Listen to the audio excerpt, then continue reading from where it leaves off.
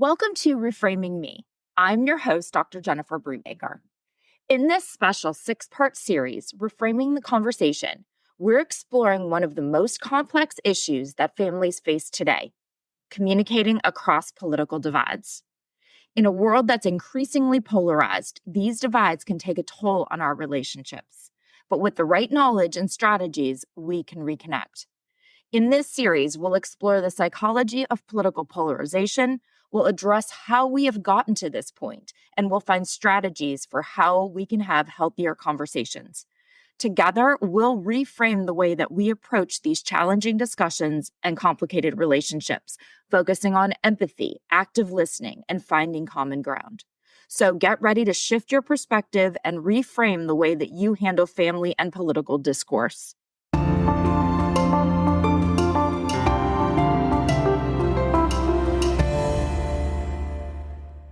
Hey guys, it's Jen. This is another episode of Reframing Me. This is the second part of Reframing the Conversation, a special 6-part series of Reframing Me focused on repairing and protecting family relationships despite political division in our very polarized political climate, using effective communication and civil discourse. No, this isn't our typical family communication episode, but it is a solid, important piece of the puzzle if we are aiming for civil political communication within our families. We need an understanding of how we got to this point. As we talked about in the first part, political polarization and negativity are absolutely not new. But the way that we collectively, as a society, the way that we collectively communicate with each other about politics and how we make judgments about each other based on political affiliation, that is new. And the number of relationships that have been damaged and families that have been torn apart because of political dissension, the numbers are staggering. Both political parties in the U.S. refer heavily to families and to the importance of families. So it is important for us to talk about why our relationships are the way that they are and what we can do to better communicate about politics when or if we do want to either preserve or maybe even restore, right, our strained relationships within our families. I know that we have so many international listeners. So please know that while we are in the U.S. and we are amidst a tumultuous election season, which is really the precipice, of course, for this series, most of this content, it applies to really, I was about to say politics, but yes, it applies to any kind of political dissension, but it absolutely also is applicable to any area where we need civil discourse, because I know that a need for civil discourse isn't only a U.S. issue. And to be honest, politics isn't the only area of communication here in the U.S. that lacks civility either. Sometimes I think that because our political environment is currently so contentious that we think, people are the way that they are because of today's politics. But it's a chicken and the egg kind of thing. Or is politics the way it is because people are the way that they are? And where does how we communicate with each other even factor in? And you absolutely cannot leave out the media and the role of the media and the prevalent role that social media plays in our communication with each other. But also the reverse, how our communication influences our social media use. It's all important. So in part 1, we established what the problem is and why reframing the conversation is so important and necessary in our world and in our communities and totally in our families. If you haven't already listened, please go back and do so. Now, today, we're going to have a conversation about how we got here. So we'll talk historically as well as how current factors have really set up the perfect storm of political dissension. We'll talk about the evolving media landscape and some theoretical ideas that really explain a lot of what we are seeing. As always, the more that we can understand about the why, the more that we can adjust our own behavior and our own thinking because of that understanding. We cannot fix other people. We cannot fix the way that they think or the way that they communicate. But we can fix how we think and how we communicate. Most importantly, even, we can fix how we respond. Now, in the last episode, we talked about our negativity bias, meaning that we are more likely to pay attention to and to remember negative things, negative news stories or political attacks, or basically any negative or divisive political rhetoric. And so, because of this bias, even though most people say that they hate when they see negativity used, the reality is political campaigns and parties and politicians and even the media, they use negativity as a strategy for the simple reason that it works. And this isn't new. People didn't just become this way like because of social media or the internet or today's candidates or anything. Negativity and partisanship in politics is not new. In fact, the precedent for negativity in elections was set all the way back in the 1800s. I mean, 1828 to be specific. The U.S. presidential election between Andrew Jackson and John Quincy Adams is infamous for its personal attacks and is thought by many political scientists to be the dirtiest campaign in history. By the time the election came around, Andrew Jackson had accused John Quincy Adams of being a pimp, and John Quincy had accused Jackson of being a murderer. And a century or so after that, during the Cold War, negative attacks were huge again, this time with the accusations being of communism in political battles. So now, a century-ish again later, here we are. Here we are again thinking that we're living in the most politically negative climate. So if negativity itself in politics isn't new, then what is? What has made things the way that they are today? Well, despite these earlier attacks, the negative political discourse coming out of candidates and parties at those other times was much more contained. The quote information may have been presented as fact, but thanks to the gatekeeping role of media at the time. So, obviously, keep in mind, we're talking mid-1800s and then 1900s. So, newspapers and then radio, and at the tail end, maybe television. So, using the term media is even a stretch. For the 1828 election, it's really newspapers, right? But these media outlets, they knew and they respected their role as the gatekeeper. And they knew that this job was to filter out extreme voices and to filter out misinformation and to control the flow of information before it even reached the public.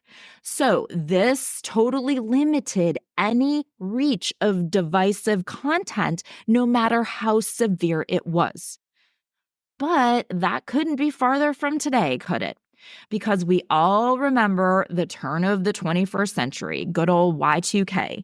Everyone thought the world was going to end. Well, it did not.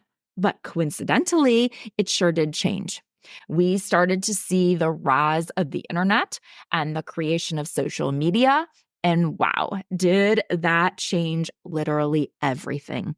It sure changed the media landscape, and that role of gatekeeper that had been such a primary role of media, it changed the way political discourse unfolded. And it changed the way that we communicate with each other about everything. And as we have gotten more and more involved in social media, platforms like Facebook and Twitter and Instagram and all of the ways that we share content online now, we began sharing a lot more than pictures of our kids with our families. I mean, social media literally democratized information sharing. It allowed anyone with internet access a platform. It allowed everyone a place to voice their opinions. And yes, this totally was great in allowing the door to be open for more voices to be heard. But it also allowed misinformation and disinformation to spread completely unchecked because there were no more gatekeepers. Those gates, they were set wide open. And extremist views were now able to run rampant without that role, the one that traditional media once played. It was over.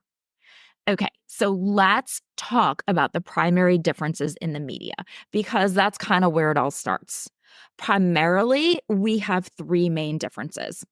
First has absolutely got to be socials. Social media platforms like Facebook and Twitter, or X, I guess, and Instagram have had a huge impact on our political discourse. These platforms are designed in a way to maximize user engagement. They are set up to reinforce users' pre-existing beliefs. Remember in the last episode, we also talked about confirmation bias? We said that confirmation bias is the tendency for us to search for and to interpret and to remember information that only confirms our pre-existing beliefs. And at the same time, it ignores or dismisses any information that contradicts them. So we only reinforce our existing attitudes and opinion. We hear what we want to hear. And so it's really difficult for us to change our views even when we are presented with new evidence. And this is especially so when we are presented with content that is emotionally charged or sensationalized. So specifically, social media has been set up in a way that it creates echo chambers. And as a result, thank you, algorithms, we are exposed mostly to information that aligns with our pre-existing beliefs and reinforces our views and deepens our polarization. With, or I guess in these echo chambers, people are rarely exposed to any opposing viewpoints. And the farther extreme that you veer off, the even more you see this. This is why you hear the same talking points from people over and over. It's all they see in their echo chamber. Social media has it set up to continuously expose them to the same views and the same ideas. It even does it to the more moderate of us. And we see this with everything, not just political points. Click on an article or an ad about any topic, any product, and the algorithms get you, right? The topic or the product is everywhere. So when we engage with any perspective, we are less likely to encounter any opposing viewpoints. This is a continuing process where we unknowingly create an echo chamber around us. And as a result, our society has become more fragmented and more divided.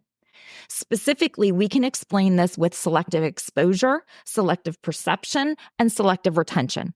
These are processes that describe how we all seek and interpret and remember information that aligns with our beliefs, and at the same time, we ignore or forget any information that contradicts our beliefs. And so this only reinforces echo chambers and contributes to the deepening of political divisions. So selective exposure is that people prefer to expose themselves to information that aligns with their beliefs because it makes them comfortable. And they choose to avoid information that contradicts their beliefs because it makes them uncomfortable. And so this means that people curate their social media feeds, like following specific news sources and engaging in specific online communities, things like that, that all share their similar views. So on top of these echo chambers that socials create for us, we also selectively expose ourselves to information that supports us as well. I mean, have you ever blocked someone or unfriended or unfollowed them, hid them? Oh, the snooze on Facebook. I do love me the snooze feature. What about the accounts and the pages and the people that you actively choose to follow? All of that we do, and that's all selective exposure. And even when people are exposed to the same information, they perceive and they interpret it differently based on their pre-existing attitudes. And that's selective perception. So, like if two people from opposing political parties watch the same debate, they come away with entirely different impressions of the candidates, of the issues, of who won, or which arguments were the most compelling. And this selective perception reinforces our polarization because it allows people to interpret information that is ambiguous or complex in ways that only supports their beliefs. So basically, we can interpret things how we want to, even if it's untrue. And then when remembering the information, people are much more likely to remember information that supports their views and totally forget or distorts any information that challenges the views. And so this selective retention means that over time, someone's memory of political events or discussions, it may become increasingly biased, which then further entrenches their beliefs and contributes to polarization and a propensity for a conspiratorial mindset. The combination of these facets of social media becomes a passively manipulative way for us to continually see only points of view that reinforce our political attitudes. Okay. And the second primary difference of our media environment to the environment that we had in the past, those keyboard warriors. And then, of course, our subsequent rise of online voyeurism. Y'all know that I love Peloton, and I am a huge Peloton evangelist. If you want a perfect and non-political example of this, simply go to Facebook to the quote official Peloton member page, and you will see some of the most atrocious examples of keyboard warriors outside of politics. People who can turn anything into a fight, who will literally attack in the most heinous way with despicably hateful words for pretty simple questions or statements. Just visceral hatred because they can. Hidden behind the anonymity of a screen, there is very little accountability for their hatefulness. And I will admit that I am not above going to the comments for a bit of voyeuristic entertainment. Now, extrapolate that out to the nth degree, and you have online political discourse on all platforms, some, of course, more than others. And relaxed community guidelines and rough interpretations of freedom of speech. And well, you get the idea, right?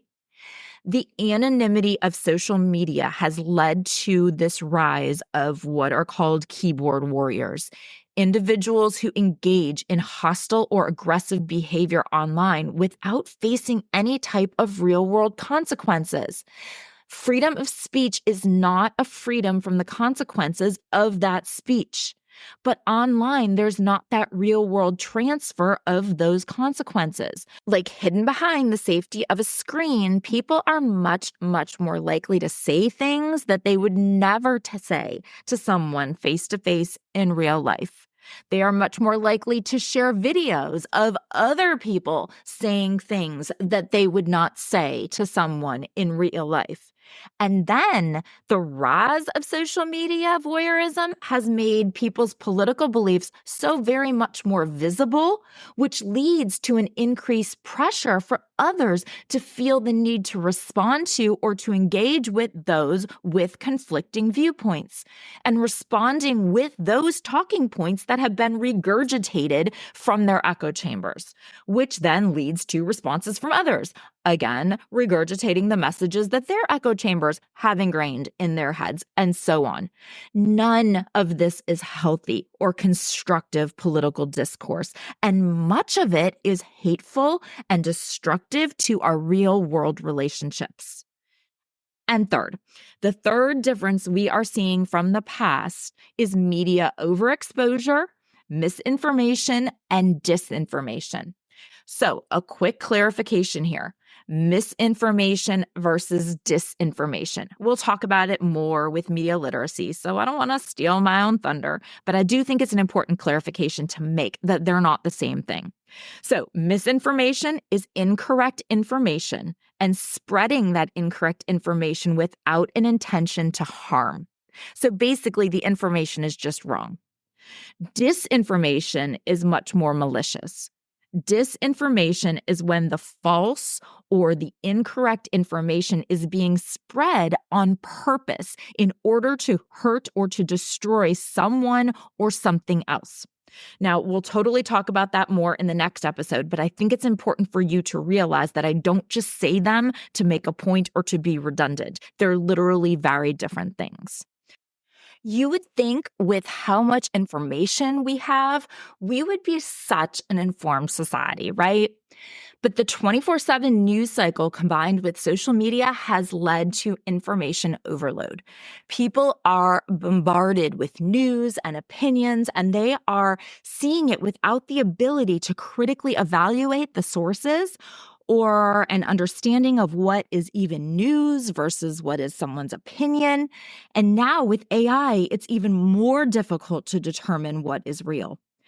The spread of fake news, right, or that intentionally misleading or false information, that disinformation, but fake news has further fueled our polarization. These social media platforms have made it that much easier for content to go viral. And the disinformation can often reach millions of people before it can be debunked. And there are real world consequences to this disinformation.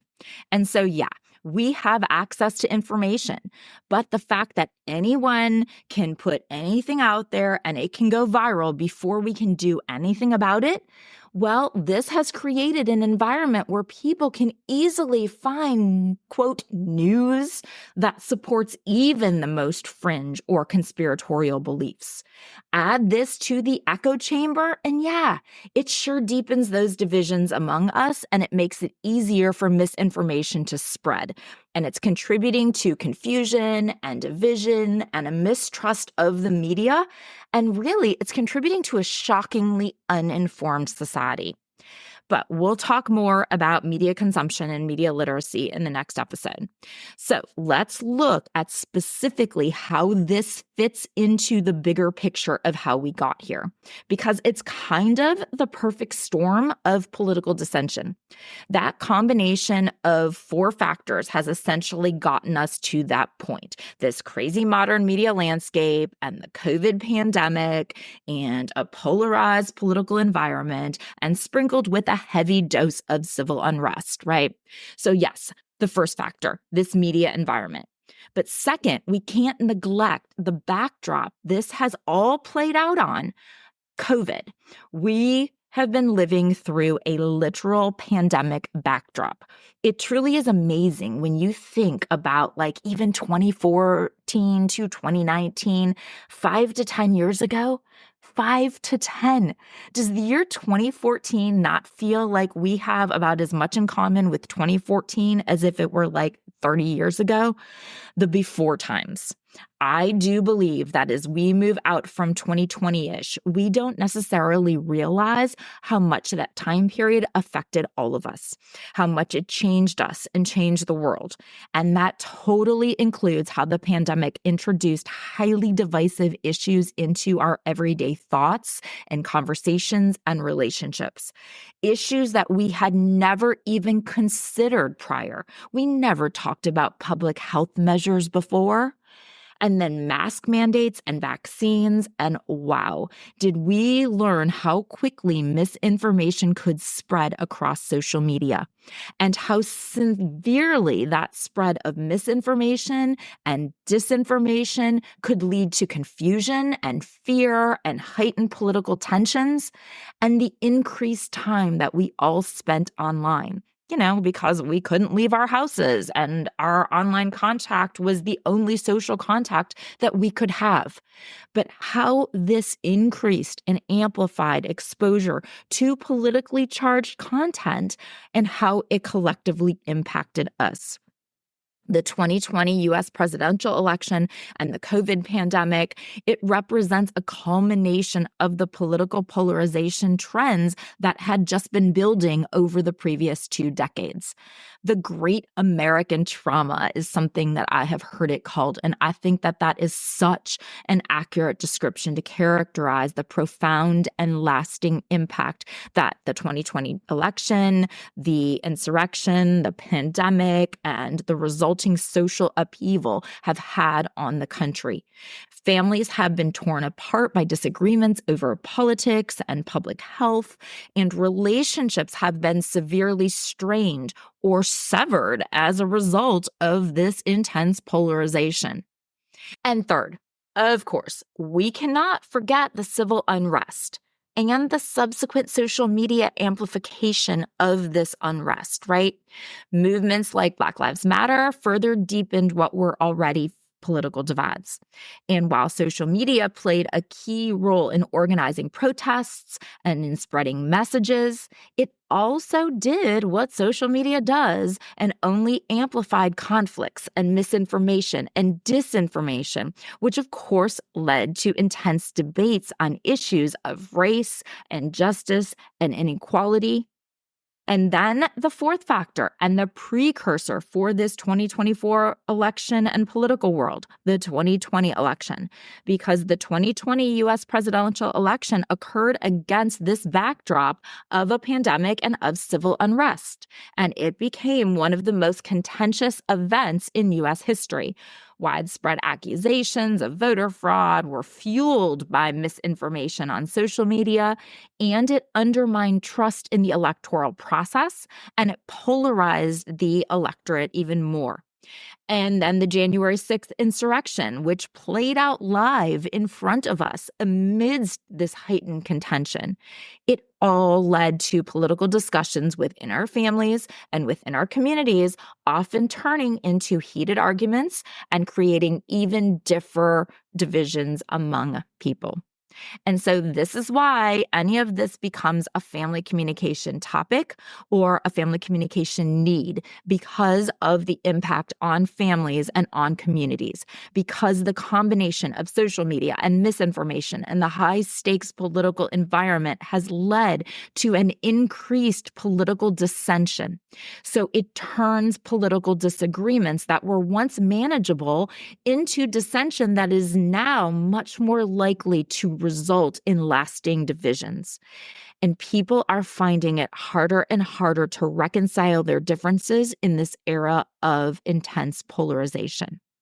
Okay, so before we finish up this conversation, I feel like we can move easier into how we can manage this dissension in our relationships, and like we'll be better able to communicate with each other if we can understand a bit of the psychology behind it.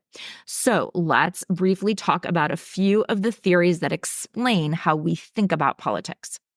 The application of social judgment theory and cognitive dissonance, they have contributed significantly to the rise in political dissension in recent years, particularly as these psychological processes play out in families and communities. So both theories help explain why people become so entrenched in their political views and why discussions about politics often escalate into conflict. So first, social judgment theory, really a theory of political persuasion, because according to social judgment theory, we all interpret new information that we come across based on our existing beliefs. Yes, totally. Now, these existing beliefs are organized into 3 different zones: our latitude of acceptance, our latitude of rejection, and our latitude of non-commitment. So information that aligns with our views and that we will readily accept, and information that contradicts our views and that we will often dismiss or attack, and then the information that doesn't really align strongly with or contradict against our views. And so we're neutral about it. And so, in today's politically polarized environment, many people place information about the opposing party or opposing ideology. They place that information into their latitude of rejection. So they just immediately reject any news or statistics or arguments, no matter how legit they are. They automatically reject them. Anything that may suggest that their party or candidate or viewpoint is flawed or corrupt, blah, blah, blah. I can't hear you. And the more their ego is involved in that candidate or in that party or issue, the smaller their latitude of acceptance is, which means that lesser and lesser even fits into the latitude of accepted ideas. And so they reject more and more legitimate information. So if like a family member expresses an opposing viewpoint, it will be met with hostility or frustration because they perceive that this information is a threat to their core identity and their core values. Another theory behind why people act like they do is cognitive dissonance theory. And cognitive dissonance happens when someone experiences a discomfort because of holding conflicting beliefs or attitudes and their behaviors. So when people are confronted with political information, again, no matter how logical or how legit it is, but if that information contradicts their deeply held beliefs, they experience this sense of dissonance. And so, to reduce this discomfort, they just dismiss or maybe even rationalize the contradictory information. And interestingly enough, by doing this, they rationalize the potentially even absurd information. It actually then becomes even more entrenched in their original views. Basically, it leads to the individual doubling down on their support. And so it reinforces their existing political views, and they just reject the new contradicting information, even if it is in fact accurate or logical or rational. They're just too locked in by that point to accept it. And so both social judgment theory and cognitive dissonance contribute to that political absolutism that we mentioned. So that belief that someone has that their political views are absolutely correct and that the opposing views are not just wrong, but they are morally corrupt or dangerous. And so we're here. We got here to this point, 2024, where we have more information available to us than at any other point, yet we are simultaneously less informed than ever before. We are more divided in our families and in our communities than we ever imagined we could be. And our modern media landscape that emphasizes sensationalism and personalization has only exacerbated our existing psychological processes. So we have been left with an environment where our political discourse is more polarized and hostile than ever before. And while we can't return to the before times or to the pre-internet media landscape, what we can do is we can adopt more critical approaches to our media consumption, and we can work to bridge societal divides through effective and constructive and healthy communication. And so that is where we will focus our efforts here and our conversations. We cannot fix the world or the media or our political landscape or what other people believe, but we can fix our understanding of them, and we definitely can fix our communication with them. So jump on over to part 3, where we'll talk about political socialization, or how we became who we are politically. And we will talk about the role of the media in this process, and especially the importance of being media literate. Thank you so much for joining me for this important series and such a very important discussion. I know that many of you are my OG family and raising teens and rediscovering ourselves beyond motherhood listeners. And so I know that this has all been a bit of a departure from the norm, but I know how important of a side conversation that this is to have. And so I really appreciate you being here for it. And to my new listeners who are here for this little side journey, please jump on over to take a listen to our other conversations. We're here talking about raising teenagers and family communication issues and theories and the struggle that so many of us face as we look to redefine ourselves as women beyond the frame of motherhood. So if you or someone that you know would benefit from any of that, please share the show with them. Find me on socials. It's always Reframing Me everywhere, but now it's also reframing the conversation everywhere. And check out the new website. It is jenniferbrubaker.com. That's my name, jenniferbrubaker.com. And until next time, be well and communicate.